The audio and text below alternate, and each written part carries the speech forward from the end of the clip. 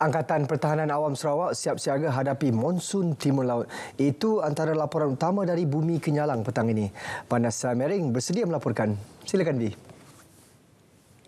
Ya, terima kasih Sahi. Angkatan Pertahanan Awam Malaysia APM Sarawak hari ini telah mengadakan latihan XCON secara serentak di seluruh negeri sebagai persiapan menghadapi monsun Timur Laut. Menurut pengarah APM Sarawak, Mohtar Samad, latihan kali ini untuk memastikan tahap kesiapsiagaan tinggi dalam kalangan para pegawai dan anggota selain mengenal pasti sebarang kekurangan yang perlu diperbaiki bagi menjamin tindak balas yang cekap dalam menghadapi sebarang situasi kecemasan. Jelasnya, seramai 2,666 anggota APM di seluruh negeri akan bertugas sepanjang musim monsun Timur Laut, manakala jumlah aset APM seperti bot dan kenderaan juga adalah mencukupi. Untuk kita di Sarawak ni, kali ini kita dah ramai oleh kerana penambahan penguasaan kita di seluruh negeri Sarawak. Kita ada 2,666 orang untuk kita bersiap sedia khusus untuk banjir atau bencana banjir kali ini. Dan juga kita ada penambahan bot dan juga beberapa kenderaan logistik kita hari itu, termasuk penambahan 8 ambulans PWFO yang menjadikan kita ada 16 logistik ambulans sahaja, dan kita ada 116 buah bot di seluruh negeri Sarawak pelbagai jenis, pelbagai saiz untuk kita gerakkan. Selain itu, APM juga akan bekerjasama rapat dengan wakil-wakil rakyat, pejabat-pejabat daerah serta komuniti setempat khususnya di kawasan kerap berlaku banjir. Ia bagi memastikan tindakan awal dapat dilaksanakan oleh pihak-pihak terlibat sekiranya terdapat laporan atau amaran awal kenaikan paras air di kawasan masing-masing. Mohtar Samad berkata demikian selepas menyaksikan latihan XCON di tebingan Sungai Batu Kawah di Kuching. Program Outreach UPUTU 2023 Zon Sarawak yang diadakan di Betong bermula semalam dilihat sebagai medium terbaik dalam menarik minat pelajar melanjutkan pengajian ke Institusi Pengajian Tinggi IPT. Timbalan Menteri Pembangunan Wanita, Kanak-kanak dan Kesejahteraan Komuniti, Datuk Muhammad Razi Sitam semasa berucap merasmikan program itu di Betong berkata, ia adalah contoh penglibatan aktif Kementerian Pengajian Tinggi KPT dan IPT Awam serta swasta turun padang mendekati komuniti. Katanya, usaha tersebut penting bagi memberi pendedahan kepada masyarakat khususnya pelajar berkaitan kemudahan serta peluang yang disediakan kepada mereka untuk meneruskan pengajian ke peringkat yang lebih tinggi. Tambah beliau, Kerajaan Sarawak turut menekankan pendidikan teknikal dan latihan vokasional TVET bagi menyokong strategi pembangunan pasca COVID-19 2030 dalam membangunkan masyarakat yang berkembang maju didorong oleh teknologi dan inovasi. Sementara itu, penganjuran UPUTU 2023 adalah kerjasama Kementerian Pendidikan Tinggi dengan Universiti Malaysia Sarawak, UNIMAS serta IPT dan IPTS lain di Sarawak. Selain pameran berkaitan peluang pendidikan di IPT, UNIMAS melalui program 2 hari itu turut mengadakan projek tanggungjawab sosial universiti di Rumah Panjang Sungai Langit di Betong. Antara aktiviti yang diadakan termasuklah saringan kesihatan, penganjuran 3 siri bengkel bersama komuniti iaitu bengkel pembungkusan produk desa, bengkel strategi pemasaran serta bengkel agrotek pertanian dan baja cecair.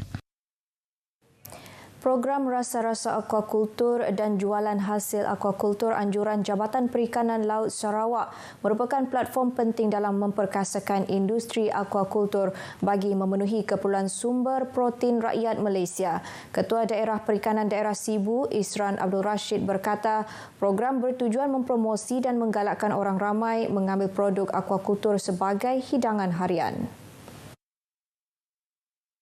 Jelasnya, melalui program seperti itu diharap dapat meningkatkan lagi pengeluaran hasil industri aquakultur sekaligus membantu menjana pendapatan penternak aquakultur di Sarawak.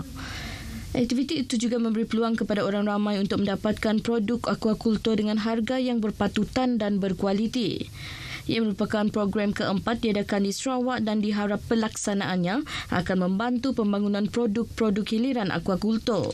Isran turut memaklumkan Jabatan Perikanan Malaysia menyasarkan pengeluaran pendaratan hasil daripada aktiviti aquakultur sebanyak 530,000 tan metrik, manakala 22,000 tan metrik disasarkan oleh Jabatan Perikanan Malaysia Sarawak.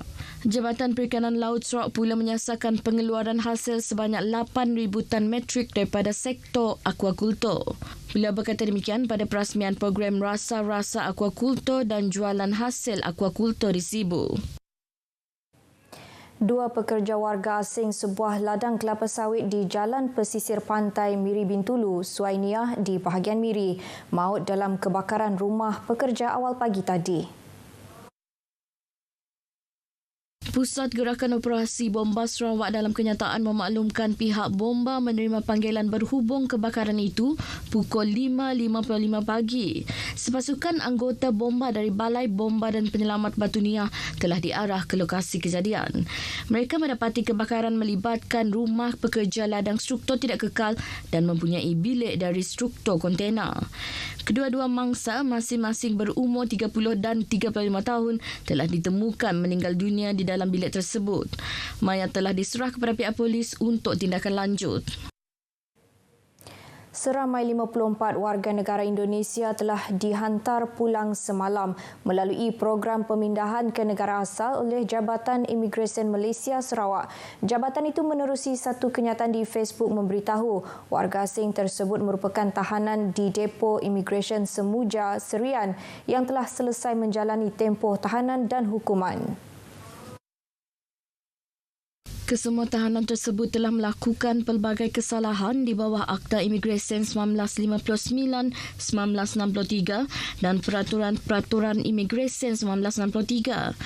Dari jumlah tersebut, 47 adalah lelaki dan selebihnya wanita. Kesemua mereka dihantar pulang ke negara asal melalui pintu masuk imigresen, kastam, kuarantin dan keselamatan ICQS Tebedu. Program tersebut dilaksanakan dengan kerjasama Pos Lintas Batas Negara PLBN Nantikong dan Konsulat Jenderal Republik Indonesia di Kuching. Sementara itu, melalui program sama, 8 warga negara India turut dihantar pulang ke negara asal melalui pintu masuk lapangan terbang antarabangsa Kuching. Urusan penghantaran pulang warga India terbabit dilaksanakan dengan kerjasama Pejabat Pesuruhjaya Tinggi India ke Malaysia. Program pemindahan ke negara asal merupakan sebahagian daripada operasi berterusan yang disasarkan Jabatan Imigresen Malaysia Sarawak tahun ini. Jabatan Siasatan dan Penguatkuasaan Trafik Kontingen Sarawak menegaskan Jabatan Siasatan dan Penguatkuasaan Trafik tidak pernah mengemukakan sebarang notis saman dan juga penyelesaian saman melalui platform email kepada orang ramai. Perkara tersebut disahkan Pesuruhjaya Polis Sarawak Datuk Muhammad Azman Ahmad Sapri dalam kenyataan medianya semalam. Ia susulan pengesanan satu sindiket penipuan menghantar email secara meluas kepada pemilik email individu dengan menggunakan pakai logo rasmi Polis Diraja Malaysia untuk memperdaya orang ramai. Jelas beliau, email tersebut memaparkan notifikasi bahawa pemilik email memiliki saman di bawah kesalahan lalu lintas yang tertunggak dan perlu dijelaskan segera, yang mana jika gagal, pemilik email akan diambil tindakan undang-undang. Sebenarnya itu, Datuk Muhammad Azman menasihati orang ramai agar sentiasa berhati-hati dan tidak membuka sebarang email yang diterima daripada orang yang tidak dikenali dan membuat pengesahan dengan pihak berwajib terlebih dahulu. Ibu Pejabat Polis Daerah Kuching bersama syarikat SESCO berhad melaksanakan pemotongan elektrik di 3 premis perniagaan dan sebuah kediaman yang dijadikan sebagai pusat pengoperasian judi dalam talian di sekitar Kuching.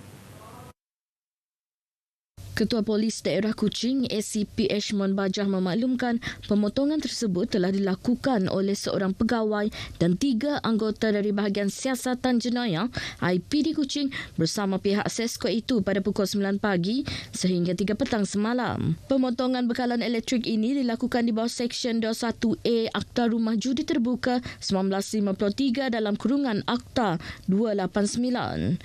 Dalam kenyataan medianya semalam juga, SCP Ashman berkata berdasarkan seksyen tersebut, mana-mana premis yang telah diputuskan bekalan elektrik tidak boleh disambung semula tanpa kebenaran bertulis daripada Ketua Polis Daerah. Ia bertujuan mengekang pertambahan kegiatan perjudian khususnya di daerah Kuching. Sementara itu, dalam kes berasingan, ACP Ashman Bajah memberitahu seorang lelaki berdepan hukuman penjara 6 bulan kerana mereka-reka cerita kepada pihak polis. Katanya lelaki berumur 20 tahun itu telah membuat laporan palsu mengatakan motosikal datuknya di Kampung Bintawak hilang pada petang Isnin lepas.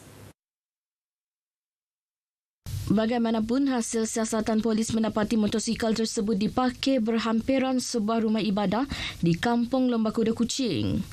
Lelaki berkenaan ditahan dan kes disiasat mengikut Seksyen 182 Kanun Keseksaan yang memperuntukkan hukuman penjara 6 bulan atau denda sehingga RM2,000 jika sabit kesalahan.